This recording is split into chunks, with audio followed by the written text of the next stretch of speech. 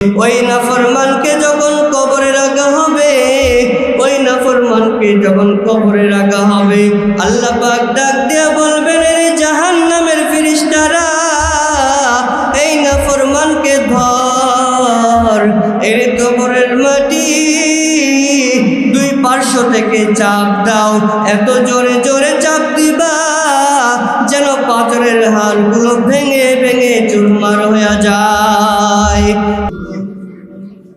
লাকাদ খালাকাল ইনসানা ফি আহসানি তাকওয়িম।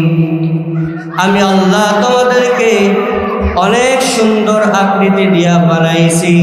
এত সুন্দর আকৃতি দিয়া আল্লাহ পাক অন্য কোনো মাখলুককে বানান নাই। আমাদেরকে কত সুন্দর করে বানাইছেন, একটা ঘটনা বললে আপনাদের বুঝে আসবে। এই আল্লাহর বান্দা ভালো করে শুনেন, আল্লাহ পাকের এক বান্দা বাদশা তার বিবিকে নিয়ে রাতের বেলা ছাদের ভিতরে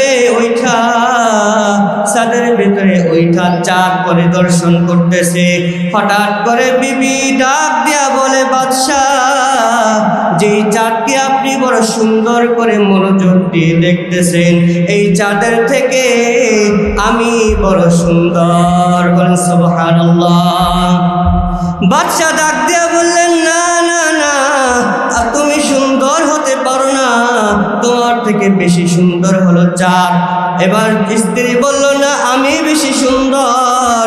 এবার বাদশা ডাক দিয়া বলল, ঠিক আছে, যদি চাঁদ সুন্দর হয়, তোমার থেকে বেশি যদি চাঁদ সুন্দর হয়, তুমি তালাক দিয়ে দিছে।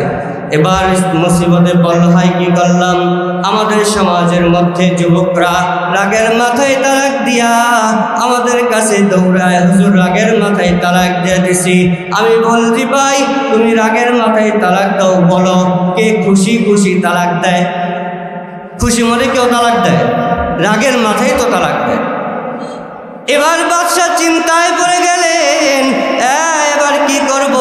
ডাকো সব আলেম ওলামাদেরকে একত্রিত করো। বাদশার ডাক শুনে ভয়ে সব আলেম ওলামা রাতের বেলা চলে আসলো। এবার বাদশা বলে, বলো চাঁদ সুন্দর নাকি মানুষ সুন্দর? এখন বাদশাকে খুশি করার জন্য সব আলেমরা বলছে চাঁদ সুন্দর। বলে যে বাদশাকে খুশি করলে তো বকশিশ পাওয়া যাবে। এই উসিলায় সবাই বলছে কি চাঁদ সুন্দর।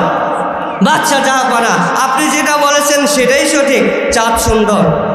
ওই মজলিসে ছিলেন ইমামে আজম ইমাম আবু হানিফা রহমতুল্লাহি আলাইহি।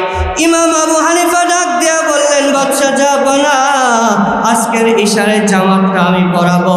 ইশারের জামাতটা বড় বড় আলেম ওলামাদেরকে পেছনে রেখা ছোট ইমাম আবু হানিফা নামাজে দাঁড়া গেলেন।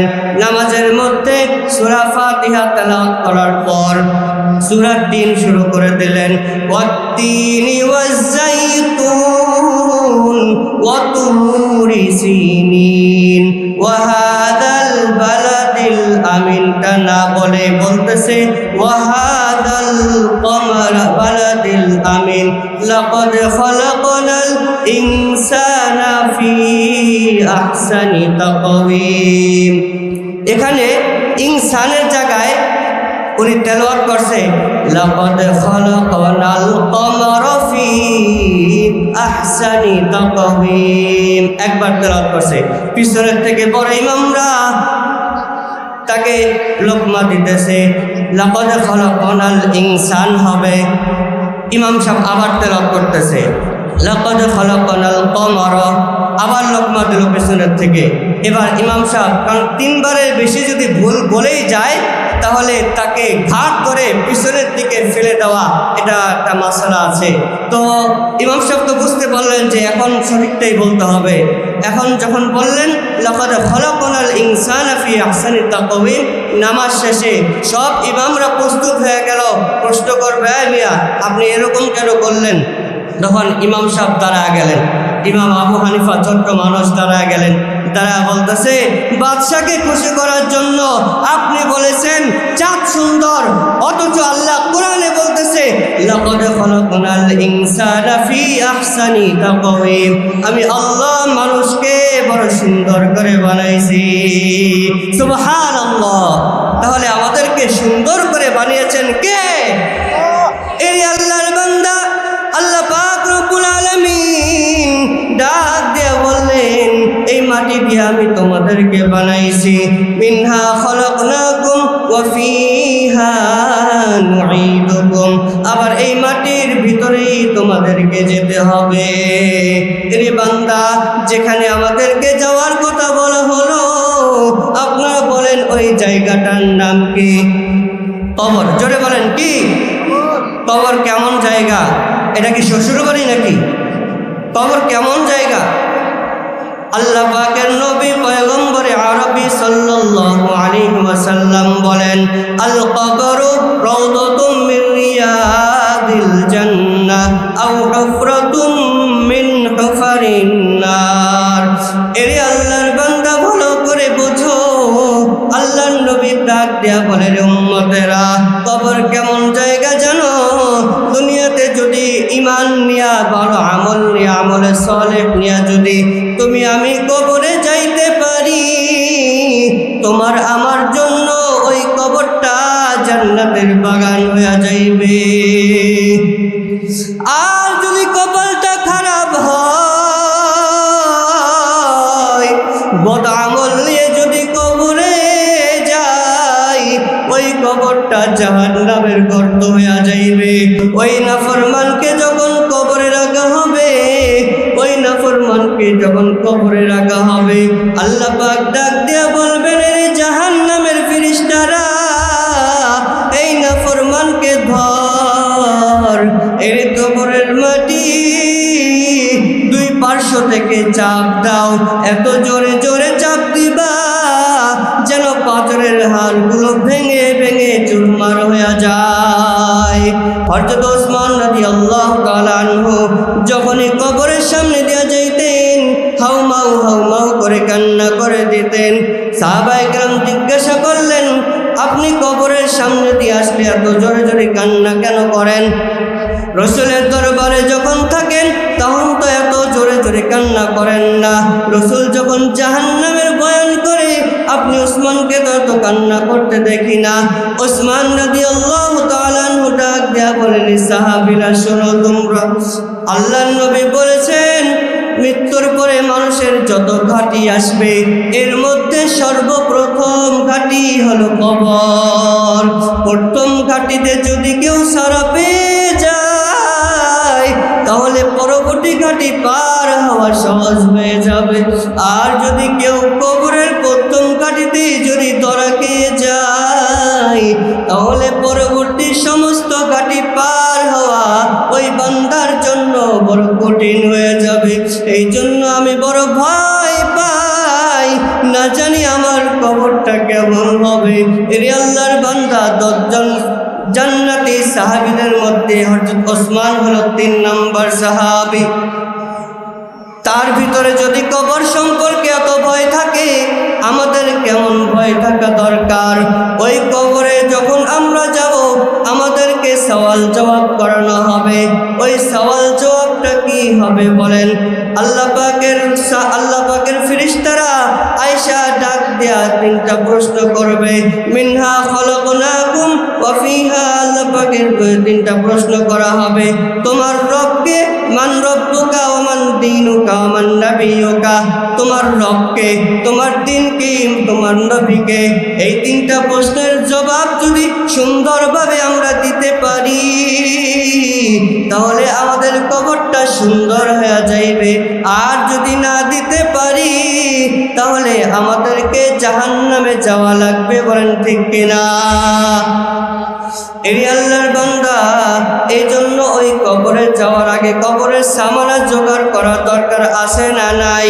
আল্লাহর নবী বলেন, আল কাইসু মান দানা নাফসাহু ওয়া আমিলা লিমা বাদাল মাউত ওয়াল আজিসু মান আতবা নাফসাহু হাওয়াহা ওয়া তামান্না আলাল্লাহ।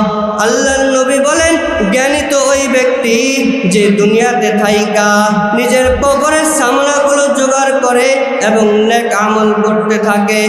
আর বেকুফ ওই ব্যক্তি যে দুনিয়ার জমিনে গুনাহ করে করে মাওলার দরবারে মাফ পাওয়ার আশা রাখে, এই ব্যক্তি হলো নির্বোধ। অতএব দুনিয়ার জমিনে আমাদের আমল করতে হবে, আল্লাহ পাকের ইবাদত করতে হবে। আমরা যদি ভালোভাবে ইবাদত করি তাহলে আপনার আমার কবরটা সুন্দর হবে।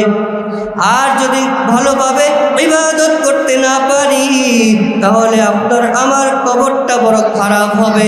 আমরা কি আমাদের কবরটা খারাপ করব না ভালো করব বলেন তো? ভালো করতে হলে অবশ্যই আমাদেরকে নেক আমল করতে হবে, ইবাদত বন্দেগী করতে হবে। ইকরা ইসলামিয়া মাদ্রাসা আপনাদের এলাকার জন্য একটি নিয়ামত, জোরে বলেন ঠিক কিনা? এই এলাকার মানুষগুলো বড্ড ভালো, অনেক ভাগ্যবান যারা এই মাদ্রাসার সাথে সম্পৃক্ত, যারা এই মাদ্রাসার দিকে নেক নজর রাখে, যারা মাদ্রাসায় সাহায্য সহযোগিতা করে। ছোট্ট একটা মেসেজ, এই মাদ্রাসা শুরু হয়েছে 2014 সালে। ওই 14 সালের ছাত্র আমি। 2017 সালে ফারেক হয়ে এই মাঠেই আমি দস্তরে ফজিলত গ্রহণ করি। এরপরে ধারাবাহিকভাবে দাওরায়ে হাদিস শেষ করে আজকে আপনাদের সামনে বয়ানে বসছি। এটা আমি মনে করি আল্লাহ পাকের একান্ত দয়া আর আমার ওস্তাদ আল্লামা মফিজুল ইসলাম মাহমুদীর অক্লান্ত চেষ্টা। তার চেষ্টার মাধ্যমে আজকে আল্লাহ পাক আমাকে এখানে আনছে। তার ছাত্র হওয়ার সুবাদে আল্লাহ পাক এত উঁচু মাকাম আমাকে দান করছে, আমি শুকরিয়া আদায় করি। এই জন্য আমি বলি আপনারাও আপনাদের সন্তানদেরকে এই মাদ্রাসায় দিবেন। আমি উপকৃত হয়েছি, আপনার সন্তান উপকৃত হবে, বলেন ঠিক কিনা? এই জন্য এই মাদ্রাসার দরকার আছে না নাই? আমার মতো আরো অনেক ছাত্র হুজুরের আছে যারা বাংলাদেশের আনাচে কানাচে খেদমতে নিয়োজিত। অতএব আমরা চেষ্টা করব আমরা আমাদের সন্তানগুলোকে আমরা এই ইকরা ইসলামিয়া মাদ্রাসায় ভর্তি করব, এবং যদি এটা নাও পারি কমপক্ষে এই মাদ্রাসার দিকে নেক নজর রাখবো। মাদ্রাসার কোনটা আছে কোনটা নাই আমরা হুজুরের সাথে পরামর্শ করব, এতটুকু তো পারবো ইনশাআল্লাহ। আল্লাহ পাক আমাদের সবাইকে তৌফিক দান করেন, বলেন আমিন। মাগরিবের আজান হবে, মাগরিবের নামাজের পরে অনেক মূল্যবান আলোচনা হবে, আলেম ওলামা আসবেন, আমাদের অত্র এলাকার অনেক বড় বড় আলেম ওলামা আসবেন। আমরা সবাই নামাজের পরপরই চলে আসবো ইনশাআল্লাহ। আল্লাহ পাক রব্বুল আলামিন আমাদের সবাইকে তৌফিক দান করেন, বলেন আমিন। ওয়া আখিরু দাওয়ানা আনিল হামদুলিল্লাহি রাব্বিল আলামিন।